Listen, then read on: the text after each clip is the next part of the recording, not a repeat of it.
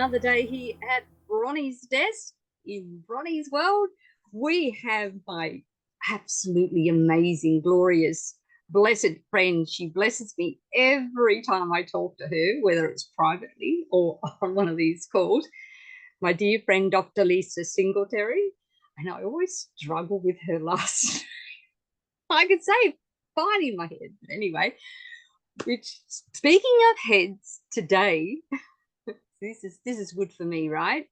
Today's call message will be really good for me because Dr. Singletary, I asked her what topic would you like to talk on, her choice, and she said the 7 simple tricks to improve your memory.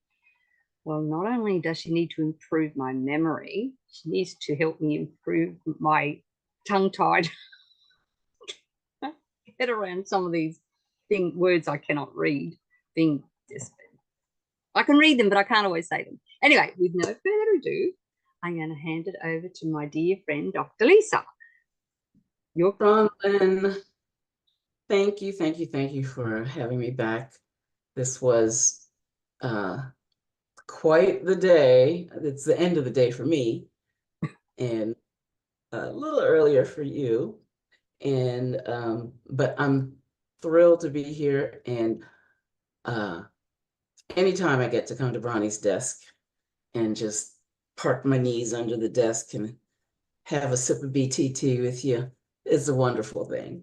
So I got mine. Where's yours? I finished it.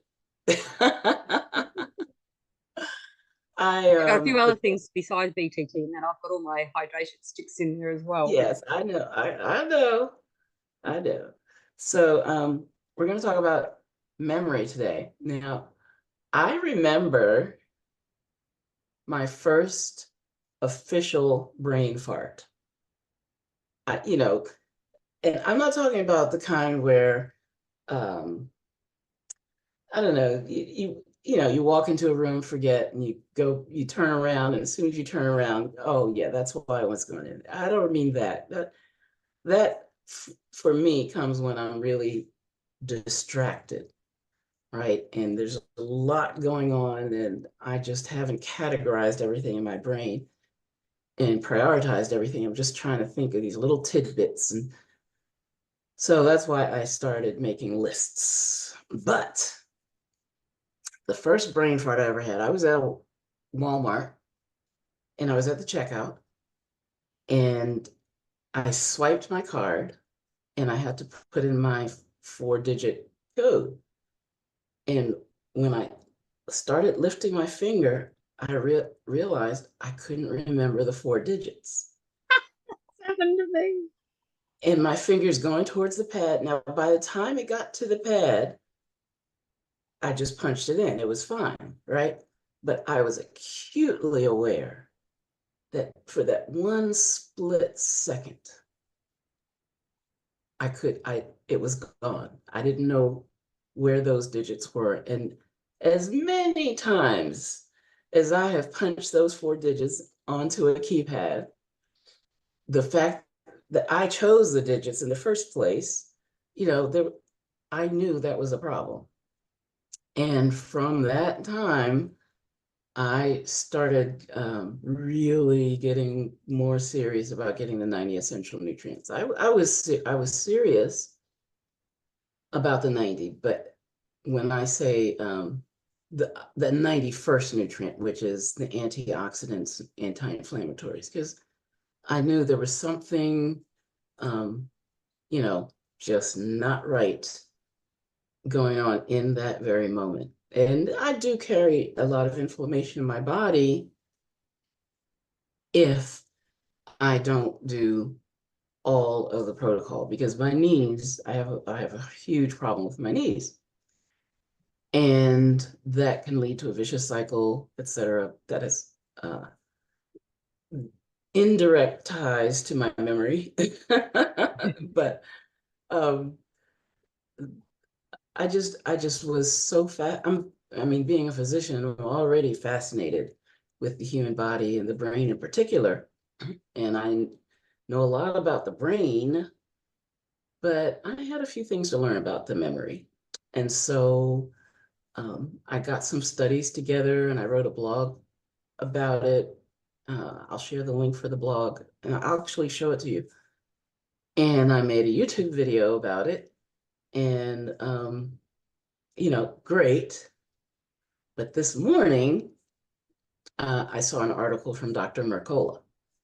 And I get his articles every day, and I love his articles. And he had this article with the 7 tricks to improve your memory.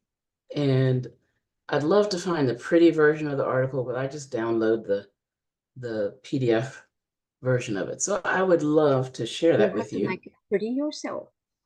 I could do that, definitely. So let's see what's on my screen. Oh, well, there's my YouTube channel. So if you go to YouTube and you search Dr. Lisa Singletary and you go to the videos, you will find this video called, there it is, Where Did My Memory Go? The Anatomy of Memory. And we'll go to the Kangen Water Radio later.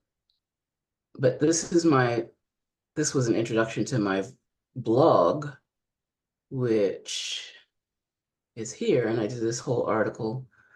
Where did my memory go? What happens in my brain when I form a memory? How are short-term memories convert to long-term ones? Why can't I recall? Do they change? And, some great resources there. So I'll give you the link to the blog. But Dr. Mercola had this article this morning, 7 tricks to improve your memory. No, I saw the article this morning just looking over his site. So this was from January 2023. But I rediscovered this article this morning. Okay. So at a glance, and I love the way he does these summaries, a healthy lifestyle, ding, ding, ding, ding, right? So we know most of these things. And Bronie, you just jump in there when you resonate with one of these it's one of these tricks to improving your memory. Well, But your the first one really, I've noticed made a difference. Sort of changing my lifestyle and getting the nutritions that I needed. Wow, I could not believe how blown away the difference that it made. Yeah, and he's going to talk about some nutrition too. But what are these lifestyle factors? Well, in a nutshell, exercise. Because what does exercise do? It increases your blood flow. Yep. Keeps those fluids moving that pharmacist Ben's always telling us about. Yep. Eating right, getting proper sleep. Amazing what happens, the difference of the brain when it's not rested versus when it's rested. Unbelievable. So, and as someone who's been through most of my life on 12-hour call, 18-hour call, 24-hour call, I could tell you, or after a 50-hour call when I was on OBGYN delivering babies, yeah, my brain was affected by that, even though I was young at the time, right? Okay, so well, I mean, we're supposed to rest. That's when we recover. exactly, and I didn't know that then. They didn't teach us that in medical school, right? Which they should. Oh, absolutely, but they didn't really focus on optimal health in medical. We were really good at diseases and symptoms, but preventive health was that was like the new kid on the block, quote unquote. that they talked about in the artsy fartsy classes in medical school. It wasn't really, the crux of what we were learning. So I want to welcome my friend Karen to the call. Thank you, Karen, for joining us. And Kevin popped in. Yvonne was here from the beginning. So awesome, awesome, awesome. So like I said, this article, I didn't say this article, but I'm happy to share this article as well. And in fact, what I'm going to do is add it to the blog post. Is your friend Karen the one from New Zealand? No. But she knows him. I got a call. I got what do you call it? A Facebook call from Peter a few minutes ago, and I couldn't answer it, but I wrote to him. I'm in New Zealand. I mean, I'm in Australia. So maybe it'll pop. I didn't really invite him because I was typing real fast. But let's look at some of these 7 lifestyle-based ways to improve your memory. So, right. Okay, now this is a lot to unpack, right? Because diets go in, diets go out. Should you eat keto? Should you eat vegan? Should you eat carnivore? Should you eat paleo? What's the 31? Something 30. The zone diet, 40, 30, 30. I mean, and they have science to show benefits for all of them. So I have a couple things to say about that. Number one, anything will work in a sense if you're making a positive change, right? So, and anything will work over a specific period of time. A lot of these studies, these scientific studies, they're only 8 weeks or 12 weeks long. Which is really not long enough. It's not. It's really not, because, and what they do in that 12 weeks, the good ones, they'll have like 3 groups of people, or at least 2 groups, one person that's changing their diet and one group that's not, right? And they'll have them do a certain diet for 4 weeks, or maybe they'll have them 4 weeks do your regular diet, like don't change anything, we're just going to do your blood work and stuff. 4 weeks, one group does, let's say, the keto diet, and the other group just stays the same. And then 4 weeks they switch, and so the keto group will now start eating carbs again, and the control group will start going keto, and then they compare the groups, which is that's not a bad research model, because you're comparing the 2 groups. But here's what they don't consider. They don't consider the minerals. They don't consider the state of the person's micronutrients before they start this program, or even during the program. So, when I read these studies, I'm like, what exactly were they getting nutrition-wise? Macronutrients we might know if they kept the program right. Micronutrients, not so easy to tell. So, and they make all the difference. They make our enzymes work. They make the minerals make our vitamins work. And so, a lot of people can be doing these things and not getting the full benefit because they don't have their micronutrients intact. Do I need to define micronutrients? You can. I know.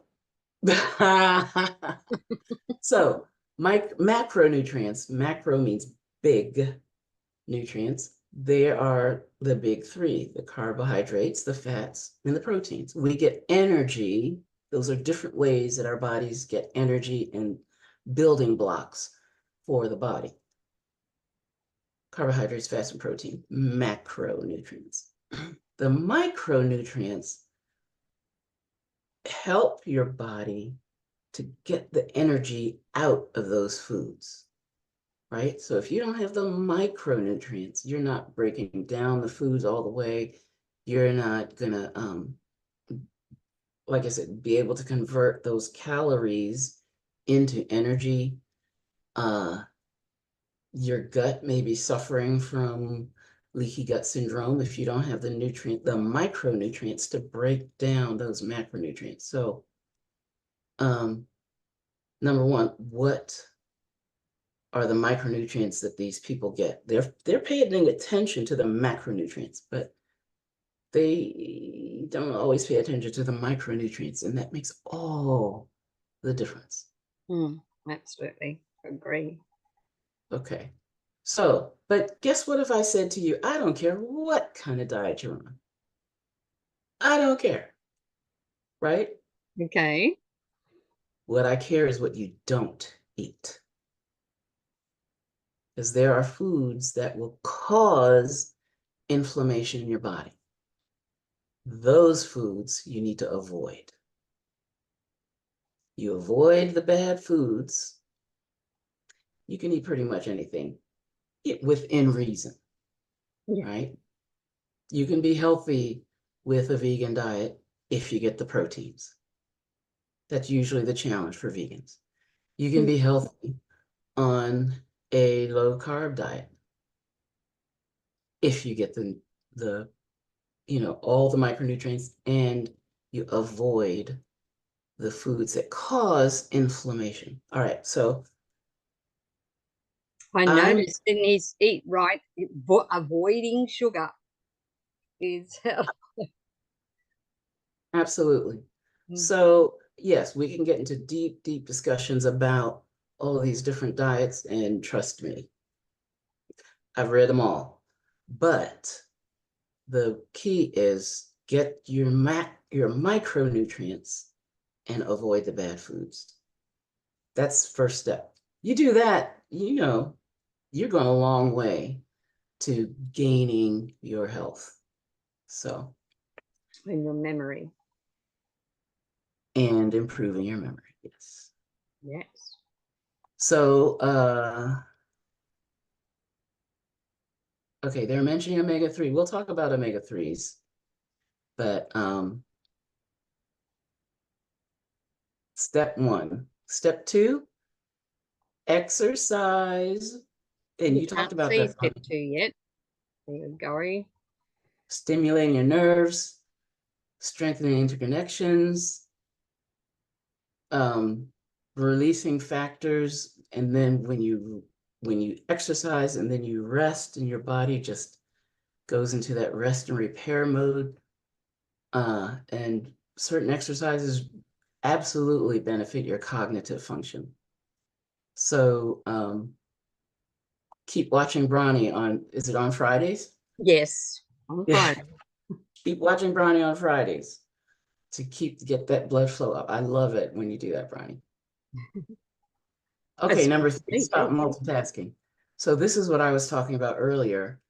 Like, I can tell when my brain is just trying to focus on too many things. And I heard once, and I believe this is true, technically, it's impossible to multitask. You can only focus on one thing at a time. And trust me, I've tried it. I thought I could, right? I lived most of my professional life thinking I was multitasking. But what I was doing was focusing really hard, but quickly on multiple things. And I was able to keep track of the steps and, keep the information together. But when I read, I can tell, I don't even have to be doing anything else. If I'm just trying to read, let's say this article, and I get another thought in my mind, I realize my eyes have been moving and my fingers have been moving, but I'm not really understanding these words that have been passing in front of my brain because I was focused mentally on something else. Oh, So yes. Yeah. You sort of, yeah, you don't actually take it in, do you, at all? yeah, but you're going through, I mean, the using your finger, that's a trick of speed reading to keep your keep your eyes on task and whatnot. But you can be doing all the tricks, and your brain is still thinking of something else. Or that happens to be a lot because I'll be reading something and then I get an idea, right? And my finger's still going, but I'm like, that was a good idea. Like, well, I need to write it down. And I still think I'm reading, right? I'm not. That's different than brain farts. But um, for me, it was key to understand that I just need to focus, right? And we were actually taught that women have this ability to multitask, and we think in non-linear fashion as opposed to men that think linearly. It's so we're learning things over time about the brain. So, but one thing that I think has always been true is the ability to focus is almost a superpower because we are very distracted, especially in today's society. There's so many distractions. So Yes, I agree. if you find yourself trying to complete 5 tasks at once, focus on the task at hand, right? Prioritize them or set timers or set specific times in your calendar or in your planner.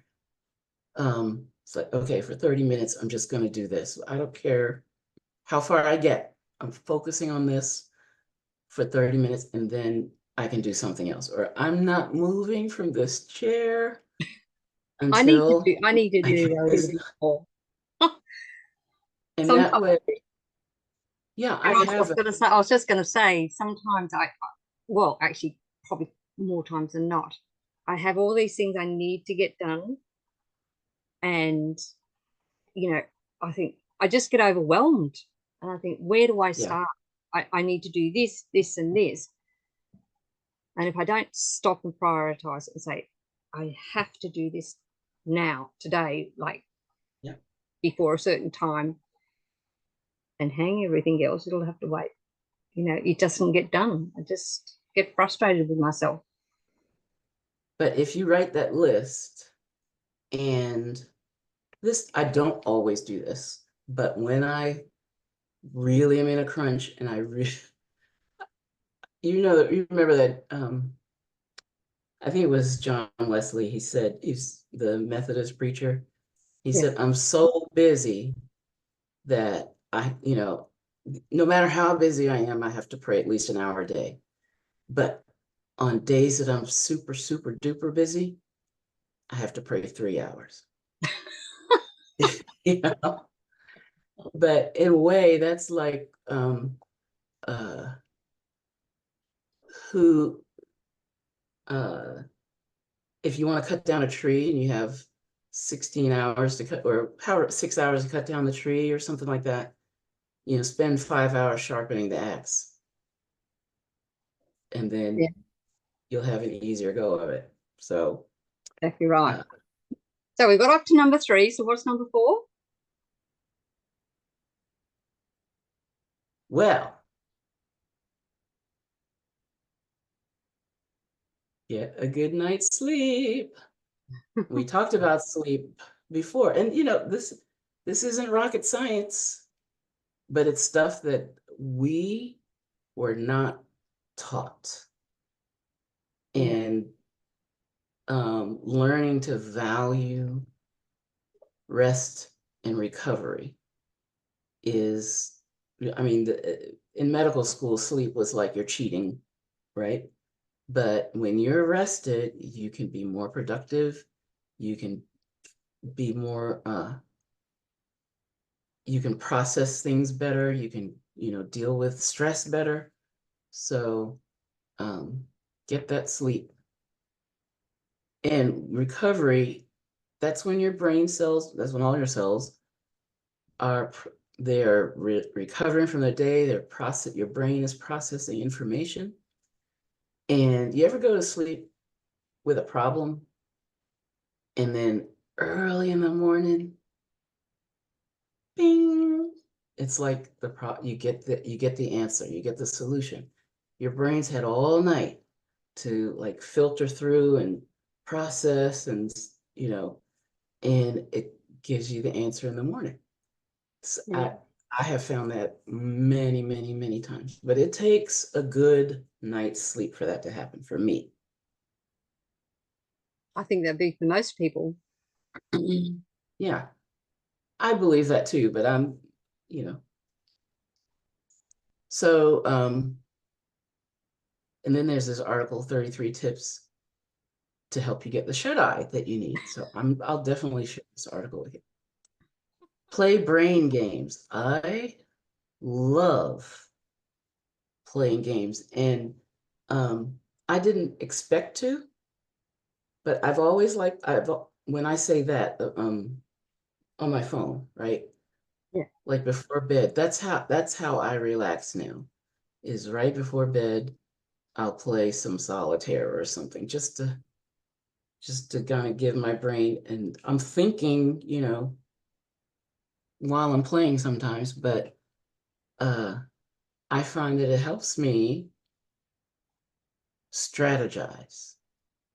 And Mm. it's like, okay, I apply some of the things that I notice or learn in the games to my business or to the things that I have to do in life. So I when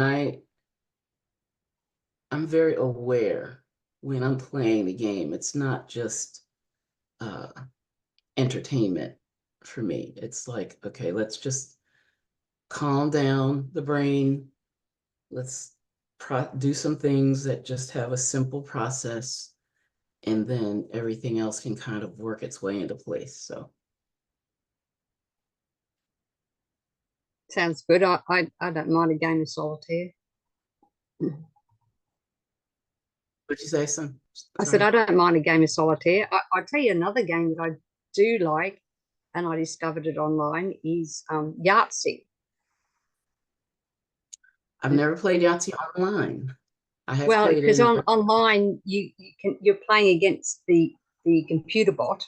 You can play with another person too, but I like to play with the bot because I less it. You're not relying on someone else to be there. Sure. Because it's when I want to play a game, everyone else is probably asleep. But anyway, that's not the point. And it's quite um, it is quite challenging because you've got to still work your strategies like you would if you were throwing the dice. Because I love Yahtzee anyway, either way. But yeah, so it's good. You Well, set I'll your have to try Yahtzee. I like Sudoku. yeah, I I do think that that too. works I too. do that. They're the three that I probably mix and interchange with the most. Yep. Every now and again, I find other ones, but they're just rubbish. Yeah, I download them, I try them, and it's like, oh, all right, never mind. And un what do you call them? Uninstall. Uninstall. Yeah. Okay, number 6, master a new skill. Which online gaming was a new skill for me. Building a business online was a new skill. Writing a blog, use all this internet um, marketing. It's an amazing, amazing journey for me to because it's fun to learn, but I realize that I'm doing something good for my brain as well. And I can tell, I'm telling you, I can tell when I'm not uh, eating right, when I don't get all of my omega-3 fatty acids, when I could tell in trying to handle all these little details that you have to handle when you're working on the internet, you know, it makes a huge difference in how I'm able to problem solve and troubleshoot. Same thing when things happen, because things always happen Yeah. when you're trying to do something on the internet. So, you know, more and more. Oh, this is one of my favorites. Mnemonic devices. My dad loved mnemonic devices. And we do that more and more when we text, right? LOL, laugh out loud, right? Uh, Oh, I tell you what, those shortcuts to things, I have to sit there and think, what? It took me ages to figure out what LOL meant when I first saw it. I thought, what the heck? And yeah, there's still quite a lot of other things that I think I have no clue what that is. Or I can sit for hours trying to figure out what this acronym is. I have no idea. And then when you well, ask someone, they just think this, you know, now you can everyone Google it, knows that. No. but I'm not a fan of acronyms. you're not? No, because if I can't figure it out, other people are going to struggle. And if you want to get the I message across, you can't always get the message across because people can't absolutely. figure it out what you're saying. I I love acronyms such as laser and um, radar. Uh, but when they're real word, I mean, an acronym is a real word, right? That the initials mean something else. Abbreviations, I like to distinguish between acronyms and abbreviations. Abbreviations don't have to be a word, but acronyms do, and Oh, that's just my pet peeve. But um, like my dad taught me, uh, I think I was 6. I don't know if I might have told you this story. I think I was 6, but my dad used to teach me mnemonic devices. And so he told me, remember SOHCAHTOA. Sine equals opposite over hypotenuse. Cosine equals adjacent over hypotenuse. Tangent equals opposite over adjacent. I didn't know what any of those words meant, but I memorized them at 6. SOHCAHTOA. So here I'm in 10th grade geometry class, and geometry was like another language to me. I wasn't getting it. And we were all the way in the final exam. And the teacher put this diagram up on the board. And, you know, there was a circle and there were angles and there was triangles and you know, the angle theta and all these things. And then the questions, you know, started asking the questions and, you know, what is the sign? The sign is the opposite over. I was like, wait a minute, wait a minute. So Kato, it's like a time lapse, you know, key went off in my brain that I could understand the whole, like my dad was right, you know, that mnemonic worked, but it was unfortunately 40 minutes into, yes, Karen, it was a light bulb moment, 40 minutes into the final exam. So I passed the class, but you know, how could I explain that to my teacher that his class meant nothing? But my dad teaching me so katoa when I was 6 finally makes sense.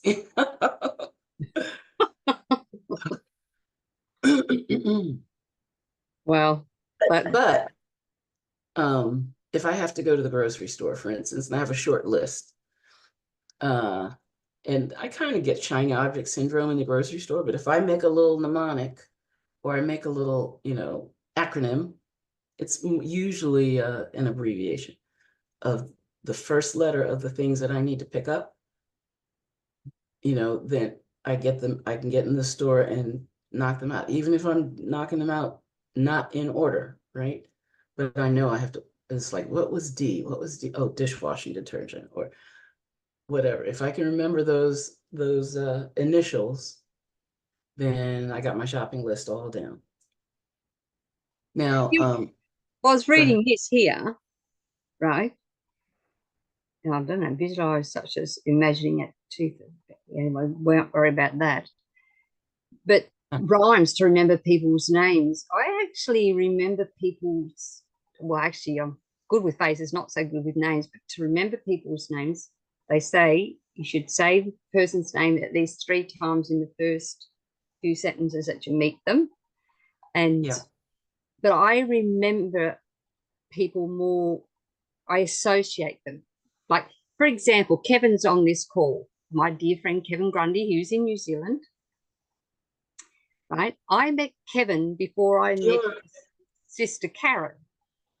Right? There he is. Well, let's bring him up. I'll show you. Let's bring him up. I had to spotlight. Now I met Kevin in Sydney in 2020. He had long hair then. He had long hair until about a month ago too. Right? Now I met his sister at the same time, but I didn't connect that they were brother and sister. You know? So to remember who this Karen person is, in my phone, I've got her as Karen Chilman, Kevin's sister, Kevin Grundy's sister. Because that way I remember her, I associate Karen with Kevin and vice versa. But I knew Kevin first, or I remembered Kevin first. Does that make any sense? But, Absolutely. you know, or I'll remember them from something that's happened around me, or yeah, but not Shirley Curly. I haven't yet remembered Shirley that way. No. No, you have to, I haven't made maximum use of that tool. And then I saw us also talked about phone numbers.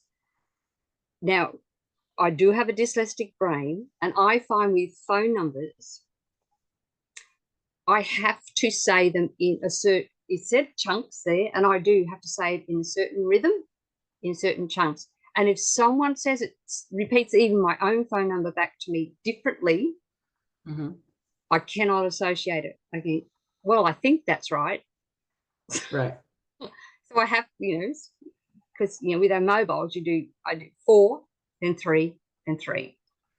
And if I don't do it in a certain sequence, or like I said, if someone says it back to me differently, totally, I don't even know. Is that my number?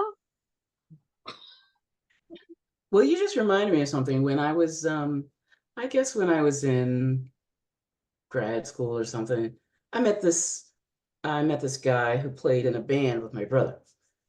And he used to remember telephone numbers by turning the numbers in the phone number into words. So like his father's phone number, I still remember, is Plaid, Virginia. So if you dial PLAIDVA, that's his dad's phone. You know, I don't remember the area code, but that's his dad's phone number. And so I used to try, when I got someone's phone number, I would write it down, but I would try to figure out, okay, what is that? You know, what's a word or a phrase that I could make with that phone number? Of course, with cell phones, we don't have the ABC, you know, we don't have the letters and the numbers like there were on the phones. Like, you can't do that anymore. So, but I haven't thought about that in years. So thank you, Bronie. Yeah. Yeah, make a pattern. Exactly. Yeah. But it's right. It's doing it in a pattern. That's how our brain works. Wow. Well, they're all really great tips. Did you have more to add to that?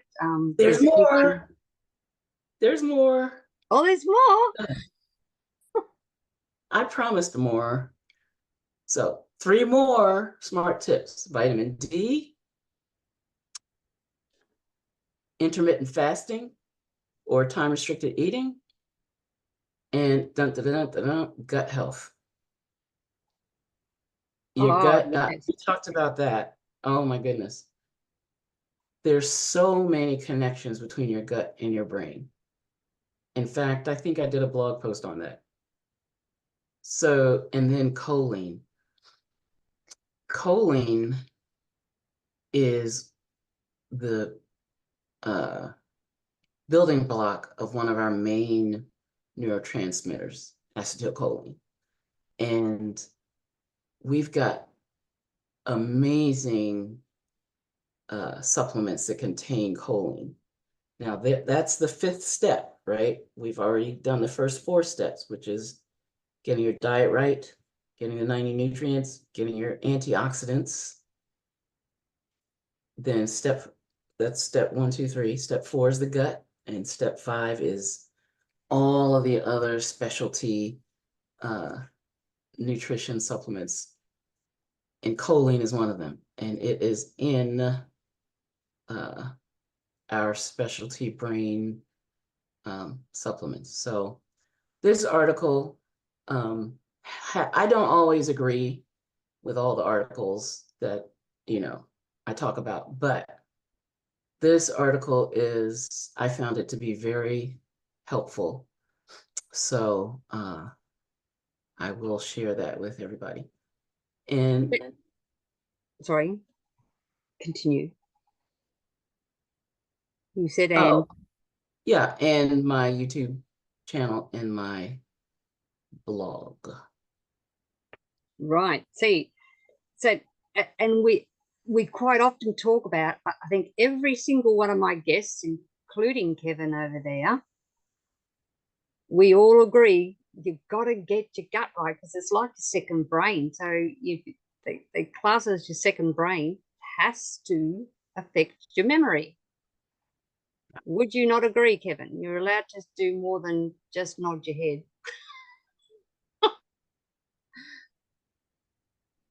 So yeah, well, it's the same old, same old. I think once you join longevity, it becomes a very similar pattern that we look after ourselves that way, don't we? yes, we do.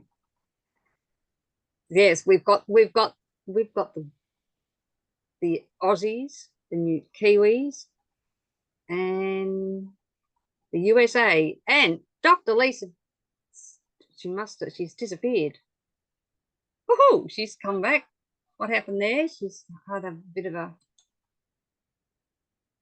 And she's back. Yeah, what happened there?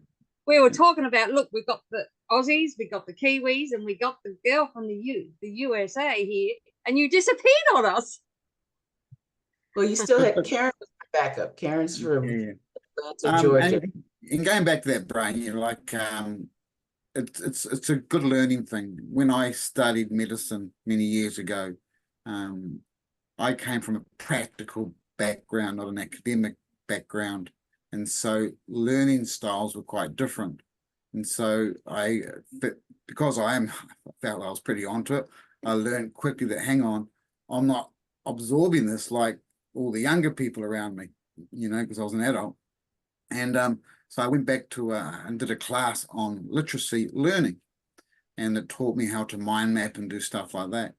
But the game changer for me was speaking to another guru friend of mine. He got me to make sure that with everything I did, I used all 5 senses: smell, touch, sight, hear.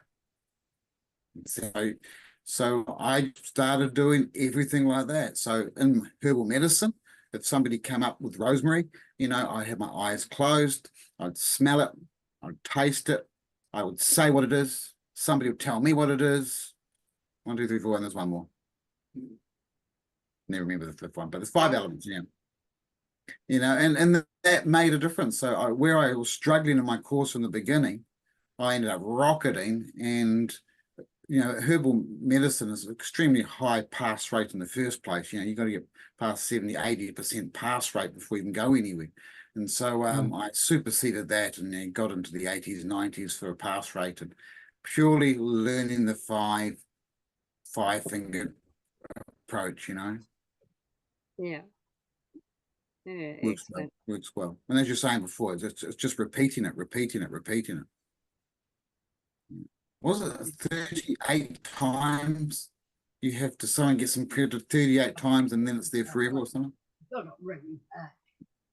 heard that somewhere. Yeah, and you can still lose it after all that. For sure. Look, nutrients play a big role. Essential fatty acids play a big role, you know, and I don't believe anybody has anywhere enough essential fatty acids in their longevity diet, you know, just the same as they don't have enough beyond tangy. You know, I'm a great advocate for therapeutic dosing based on your weight and health challenge. You know, and Dr. Waller gets us to start at 9-year phase for a reason. You know, it's a core nutrient up there with oxygen and selenium and calcium, you know.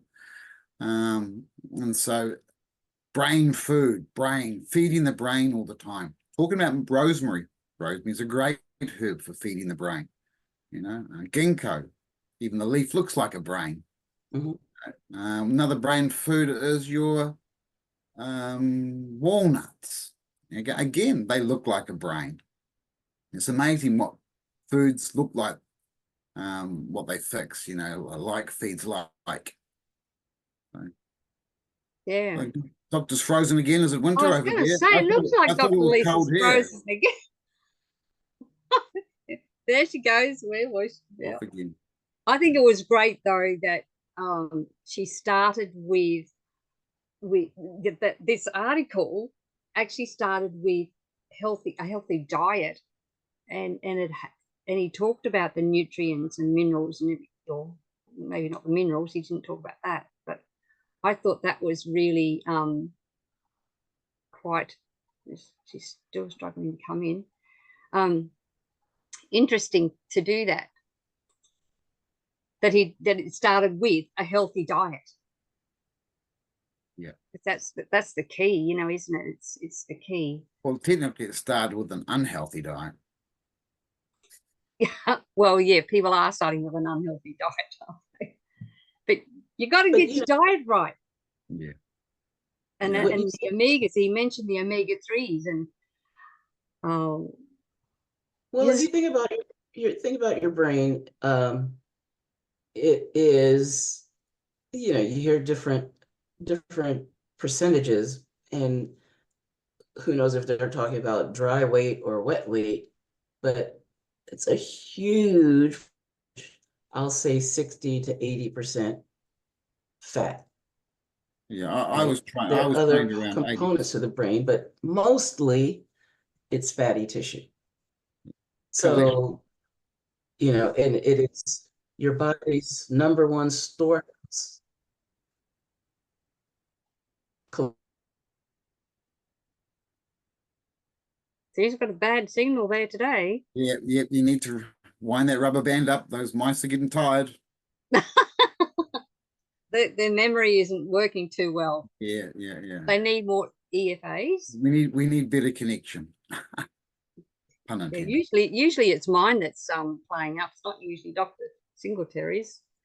But it's probably we're on the hour, so I'm going to have to roll off myself.